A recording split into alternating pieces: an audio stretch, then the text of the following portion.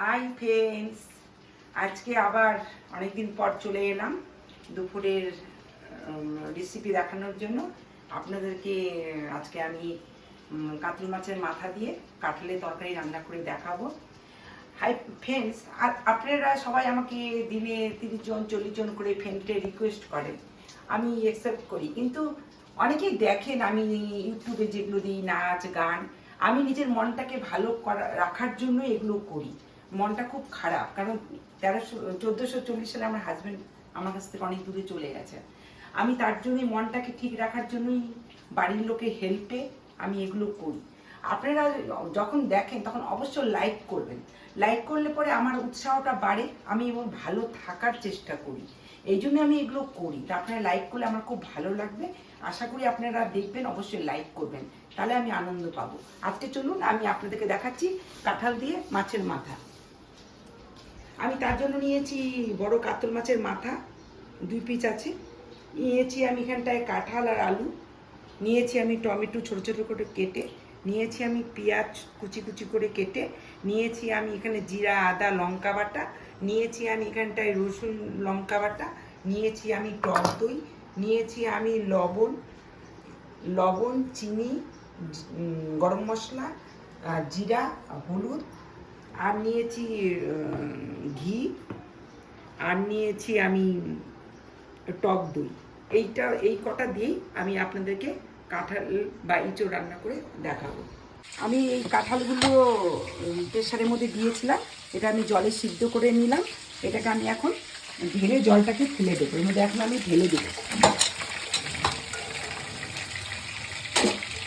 এটা প্রেসারে সিদ্ধ করে নিই যাতে ভালো সিদ্ধ হয়। এই আমার এখন আলু আর কাঁঠাল সিদ্ধ হয়ে গেল। এখন আমি কড়াই বসিয়ে দিয়েছি। আমি এখন এর মধ্যে সরষের তেল ঢেলে দেবো।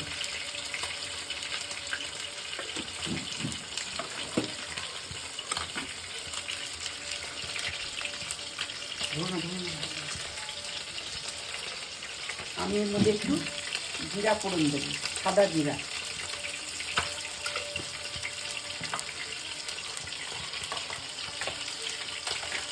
এর মধ্যে আমি তেজপাতা দেবো। জিরাটা পুরো হয়ে গেছে, লাল লাল হয়ে গেছে। এর মধ্যে আমি এখন পেঁয়াজ ছেড়ে দেবো। পেঁয়াজ একটু বেশি পরিমাণে দিতে হবে, কারণ কাতল মাছ আছে। পেঁয়াজটাকে আমি এখন একটু নিয়ে নেব। পেঁয়াজটা আমি লাল করে ভেজে নেব। দেওয়া হয়ে গেছে। আমি এখানটায় পাশে কড়াই বসিয়ে মাছগুলো ভেজে নিয়েছিলাম। মাছের মাথাগুলো ভেজে আমি এখানে রেখে দিয়েছিলাম। এবার আমি পেঁয়াজগুলো ভাজছি। পেঁয়াজগুলো লাল হয়ে গেছে। এর মধ্যে আমি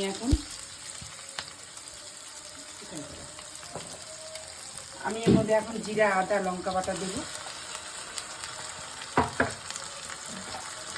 এর মধ্যে আমি রসুন আর লঙ্কা বেটে রেখেছিলাম, রসুন লঙ্কা দিলাম। আপনারা রসুন লঙ্কা যে যেরকম খান ওরকম করে দেবেন। আমি একটু রসুনটা বেশি দিই। এখানে আমি কাঁচা টমেটোগুলো কেটে রাখছিলাম, এগুলো দিয়ে দিলাম। এবার আমি এগুলো মশলাগুলোকে ভালো করে ভেজে নেব। আমি এর মধ্যে আমি লবণ দিয়ে দেব। আমি ছোটো চামচে 3 চামচ লবণ দিলাম, 2 চামচ হলুদ দিলাম। এবার এটাকে আমি এখন ভালো করে ভেজে নেব। মশলাটা আমার এখন ভাজা হয়ে গেছে। আমি লাল লাল করে মশলাটাকে ভেজে নিয়েছি, সঙ্গে টমেটো নিয়েছি। এটা আমার গাছের কাঁঠাল, আমার গাছের মধ্যে কাঁঠাল অনেক কটা হয়েছে। আজকে আমি একটা কাঁঠাল পেরে এই রান্নাটা করছি। আমার কাঁঠাল আলু সিদ্ধ করা ছিল বলে আগে দিইনি। এখন আমার মশলাটা ভাজা হয়ে যাওয়ার পর আমি কাঁঠালটা আলুতে আস্তে আস্তে করে দিয়ে দেবো। আপনারা কাঁঠাল চিংড়ি খেয়েছেন, চিংড়ি মাছে কাঁঠাল বানানো যায়, সেটা সবাই অনেকেই জানেন। ওই জন্য আমি আজকে আমি কাতল মাছ দিয়ে কাঁঠালটা করে দেখালাম।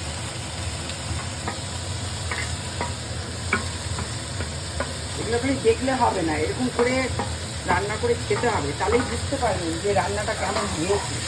খালি দেখলে বোঝা যায়। এখন আমি এই কাঁঠালটাকে ভালো করে ভেজে নেব মশলাটার সাথে। মশলাটা আমার আগে ভাজা হয়ে গেছিলো, এবার আমি কাঁঠালটা মশলার সঙ্গে ভালো করে ভেজে নেব।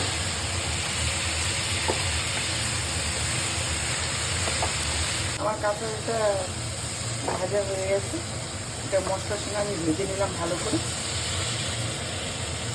মশলাটা ভালোভাবে না ভাজলে কাঁচা কাঁচা গন্ধ হয়, এটা খেতে ভালো লাগে না। ওই জন্য মশলা আগে ভেজে নিয়ে আমি সিদ্ধ করা কাঁঠালটা ঢেলে দিয়েছি এবং কাঁঠালটা দিয়ে মশলাটা এখন আমার ভাজা ভাজা হয়ে গেছে। আমি পাশে একটু গরম জল বসিয়ে দিয়েছিলাম হলুদ দিয়ে, আমি এখন গরম জলটা এর মধ্যে ঢেলে দেবো। আপনারা কাঁচা জলও দিতে পারেন, আমি একটু গরম করে জলটা দিলাম।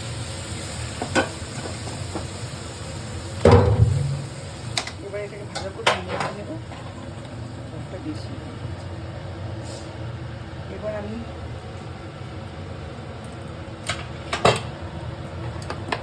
আমি মাছের মাথাগুলো ছেড়ে দেব।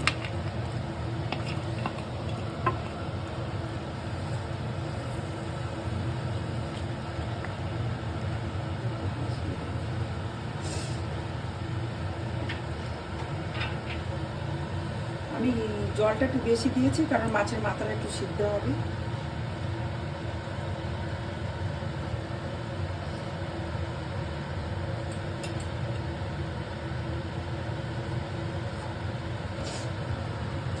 এর মধ্যে আমি 1.5 চামচ গরম মশলা দিলাম,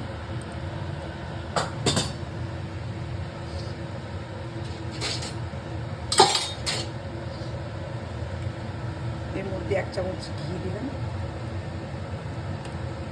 1-1.5 চামচ ঘি দিলাম,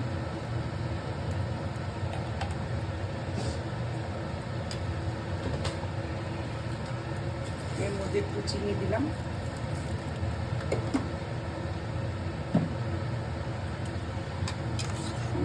টক দই দিলাম 2 চামচ।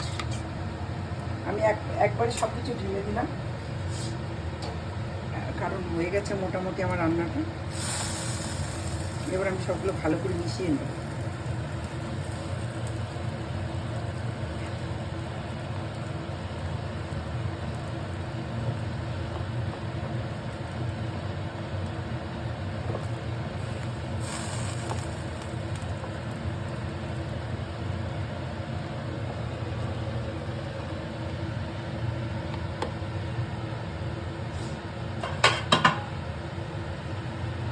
এগুলো আমি ভালো করে সব মিশিয়ে দিয়েছি। এবার আমি 5 মিনিট ঢেকে দেবো যাতে মাছের মাথাটা সিদ্ধ হয়ে যায়। এমনিতে সব কিছু আমার দেওয়া হয়ে গেছে। এটা ফুটিয়ে গেলে, ঝোলটা মাখা মাখা হয়ে গেলে আমি এটাকে নামিয়ে নেব। আমি এটা এখন 5 থেকে 10 মিনিটের মধ্যে ঢেকে দিই।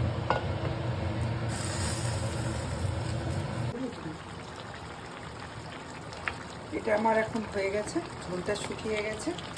আমি এর মধ্যে 1 চামচ ময়দা দেবো। ময়দা দিলে যে কোনো ঘন্ট বা তরকারি মাখো মাখো একদম হয়ে যায়, ঝোলটা টেস্টি হয় আর দেখতে খুব ঘন হয়, মাখো মাখো হয়ে যায়।